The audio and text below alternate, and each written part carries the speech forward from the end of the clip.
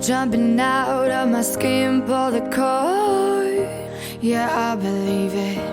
Oh, the past is. Hello guys! Welcome back again to my channel. This is Mariamy Maglianis Rosales at your service. Ang pag-uusapan natin ngayon guys ay ang tungkol sa kung paano ma-unlock yung Gcredit.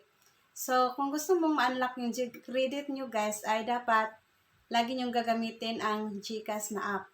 So, mag-cash in, cash out kayo, mag-buy ko ng bills na gamit yung GCash at saka mag-invest, mag-G-Save at iba pa na para tumaas yung G-score nyo guys. Kasi para ma-unlock ang Gcredit guys, kailangan ng mataas na G-score. So sa akin guys, bago ko na-unlock yung Gcredit ko ay naging 569 yung G-score ko. So, yun lang guys, na-unlock yung Gcredit ko. At saka,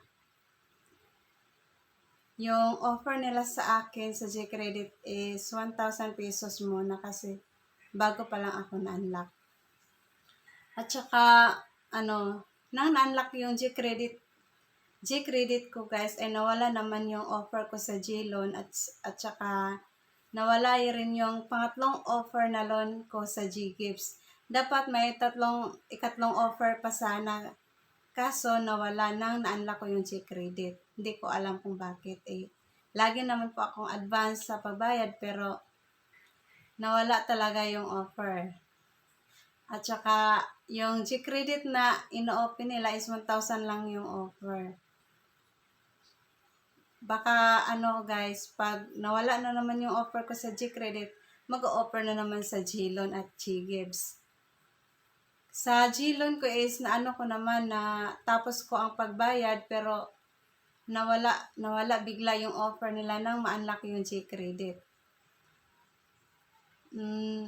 Maganda sana kung hindi nyo nawala yung G-Loan para magamit ko naman kasi kapag Gcredit lang kasi yung na-unlock, pangbayad lang kasi ng bills. Pero okay lang naman kasi kapag wala kang pera, tas may babayaran ka na loan, may magagamit ka namang pangbayad mo. So, at saka guys, kung gusto mong tingnan yung G-score mo, kung mataas na ba, i-open mo lang yung app mo sa GCash at tingnan mo yung profile mo sa sa GCash, tingnan mo doon kung mataas na ba yung G-score mo.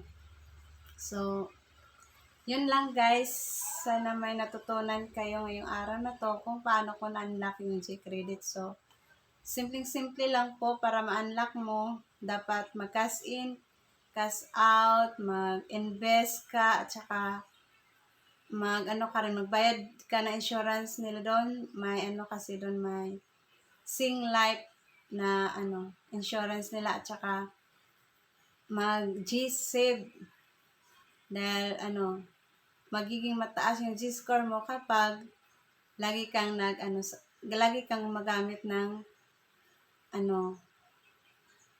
mga nila like G-Save, G-Invest, G-Insure, at saka may iba pa. So, yun lang guys.